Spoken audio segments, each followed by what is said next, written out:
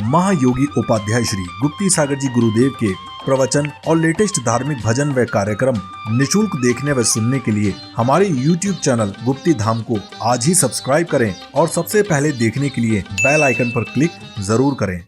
मन यानी अनेक संवेदनाओं को अपने में समेटने वाला महान पात्र, अनंत कल्पनाओं के अश्वों पर सवार होकर दसों दिशाओं में विचरण करने वाला एक अदृश्य किंतु शक्तिशाली अश्वारोही, सुख दुख से आत्मा को प्रभावित करने पर भी सुख दुख से मुक्त ऐसे मन को बस में करने वाला मनुष्य महामानव बन जाता है। और मन के बस में होने वाला मनुष्य अध्यात्म मार्ग में पापी बनकर रह जाता है। आप देखते हैं, स्थूल शरीर बूढ़ा होता है पर मन कहीं बूढ़ा नहीं होता। शरीर को थकान आती है, मन कभी थकता नहीं। मन को नींद भी नहीं है। इंद्रियां शिथिल होती हैं पर मन कभी शिथिल नहीं होता। इसलिए इंद्रियों के साथ मन की मित्रता तोड़कर बल की अपेक्षा चतुराई से काम लेना पड़ता है। मन को किसी न किसी आलंबन की आवश्यकता होती है। भौतिक आलंबन दुख को आमंत्रित करता है। आध्यात्मिक साधु संत स्वाध्याय के अवलंबन से अपने मनगत बुरे संकल्प विकल्पों को मिटाकर पवित्र विचारों के माध्यम से सुख को आमंत्रित करते हैं। मन का कोई रूप नहीं होता, वह जिसका अवलंबन लेता है उसका ही रूप धारण कर लेता है। अस्तु अवलंबन की पवित्रता नितांत अनिवार्य है। महानुभाव अध्यात्म आरोग्य उसे ही प्राप्त होता है जिसे अपने मन को सबल, सुदृढ़ और निरोगी बना दे। अध्यात्म आरोग्य का अर्थ है जो मन की कलमशी गांठें खोलकर श्रद्धेय देव शास्त्र गुरु में सुदृढ़ करा दे। गुरु रूपी वैद्य जो भी बताए कहे उसे रामबाण दवा मानकर ली जाए तो अंतःकरण के सभी रोग नाश हो जाते। वैसे तो मन को मंदिर में जाना, कथा सुनना, नियम धर्म का पालन करना, व्रत उपवास करना अच्छा नहीं लगता, क्योंकि इस प्रकार की साधनाओं में जन्म जन्मांतरों की धाराओं से मुड़ना पड़ता है। धर्म के पालन में इंद्रियों को तभी जोड़ा जा सकता है जब मानसिक रूप से हम तैयार रहते हो। इसीलिए हमें अपने मन को अध्यात्म अनुरागी बनाना चाहिए। सच्ची आध्यात्मिकता अर्थात आत्मा का इंद्रियों के साथ अंतःकरण पर शासन, इस शासन को पाने के लिए आत्मा रूपी राजा को इंद्रियों तथा अंतःकरण के विरुद्ध लड़ने के लिए राजनीति की भांति काम लेना चाहिए। कहा जाता है कि शरीर के रोगी होने से पहले रोग के विचार यदि मन से निकाल दिए जाएं तो शरीर रोगी होने से बच जाता है। रोगों के विचार न मिटा सकने के कारण अनेक रोग शरीर को सहज ही घेर लेते हैं। महाभाग अध्यात्म आरोग्य का अर्थ है मन की खोखली कल्पनाओं, वहम तथा मंत्र तंत्र आदि से संपूर्ण मुक्ति, वर्षा ऋतु में रात के समय जलते हुए दीपक के सामने सहस्त्रों जीव जंतु मंडराते रहते हैं। कहां से आए ये सहस्त्रों कीड़े? खुली हुई खिड़की ही इसमें कारण है।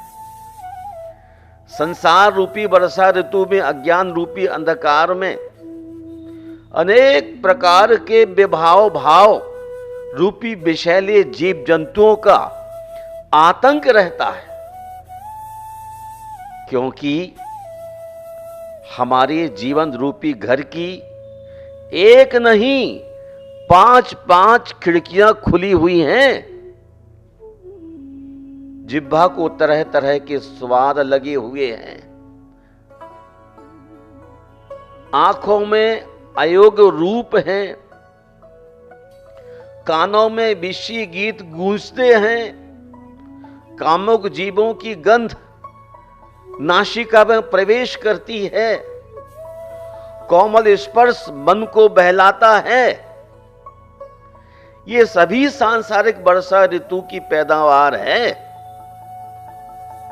चूंकि अंतःकरण की उर्वर मनोभूमि में जन्म जन्मांतर से विषयों की आसक्ति भरी पड़ी है।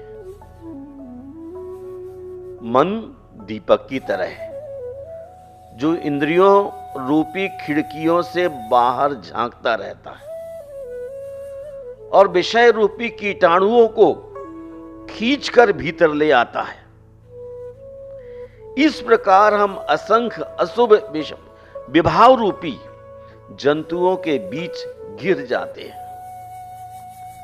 निस्सहाय बन जाते हैं और बचने के लिए तड़पते रहते हैं। इस परेशानी के पीछे किसका दोष है? संसार का, मन का, या जो स्वयं मन का स्वामी है उस जीवात्मा का? इंद्रियों के द्वार खुले रखकर हम चैन से नहीं बैठ सकते।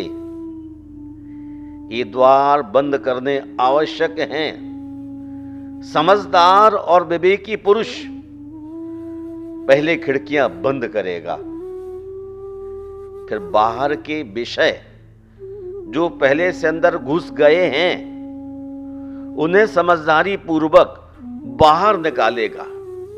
तत्पश्चात बाहर के विषय अंदर प्रवेश न हो उस पर कड़ा पहरा रखेगा। संयम, नियम, यम का पालन ही कड़ी चौकीदारी है। भीतर घुसे हुए विषयों को बाहर निकालने का आदर्श उपाय है शुभ विचार। मन की शुद्धता के लिए बाह्य पंचेंद्रिय विषयों का त्याग अनिवार्य है। मन की गंदगी का अर्थ ही है मन की व्याकुलता। किसी के प्रति घृणा या ईर्ष्या का भाव, क्रोध आने पर, लोभ लालच या वासना के जागने पर मन व्याकुल हो जाता है। इस व्याकुलता का अनुभव करते हुए भी हम अनदेखा कर देते हैं और धीरे धीरे वह हमारे शरीर पर हावी हो जाते हैं। शरीर विज्ञान ने प्रमाणित किया है कि 80% शरीर के रोगों का कारण मन है।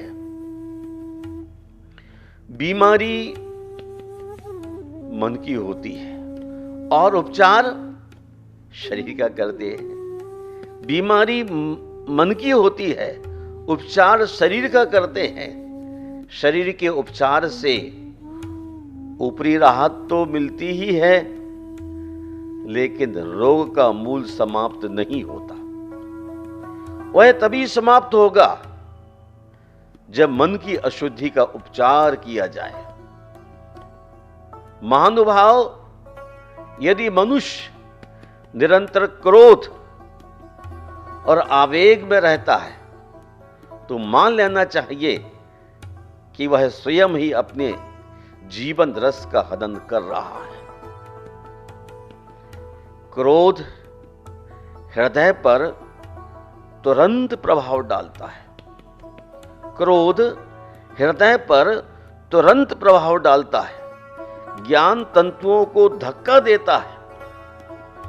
काम, क्रोध, चिंता, भय या वैर वृत्ति का आवेश थम जाने के बाद मनुष्य बहुत थक जाता है और हताश हो जाता है। यही हताशा दोष मानसिक विष उत्पन्न करती है। उसका यह प्रमाण है।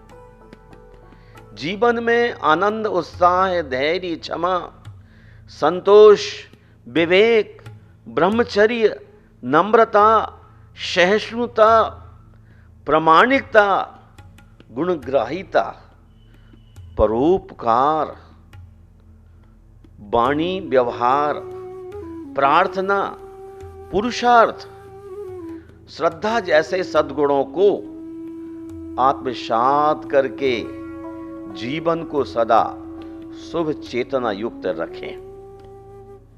महानुभाव, जिस तरह मनोबल शरीर के स्वास्थ्य का केंद्र माना गया है, तद्वत् सुदृढ़ परमात्म दृष्टा मनुष्य के आंतरिक स्वास्थ्य का मेरुदंड है। ये दोनों मिलकर मनुष्य की कार्य शक्ति को कई गुना बढ़ा देते हैं। इसी के साथ आगम में श्रद्धा, गुरुजनों में वात्सल्य, इंद्रियों में संयम और आत्मविश्वास आदि सद्गुण व्यक्ति के अध्यात्म आरोग्य के पहरेदार हैं। उनके बीच सुरक्षित मनुष्य हमेशा सुखद एवं शांति का अनुभव करता है। महानुभाव, आदि व्याधि उपाधि के त्रिविध ताप से तीनों लोग संतप्त हैं। समाधि इन तीनों से परे है। ज्ञानी का विश्वास आदि व्याधि उपाधि में नहीं, समाधि में होता है। ज्ञानी का विश्वास आदि व्याधि उपाधि में नहीं, समाधि में होता है।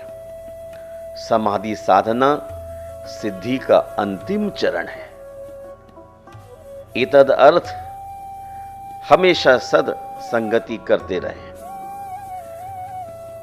ताकि मन की पवित्रता बनी रहे, तभी मन की जीते जीत हो सकती है।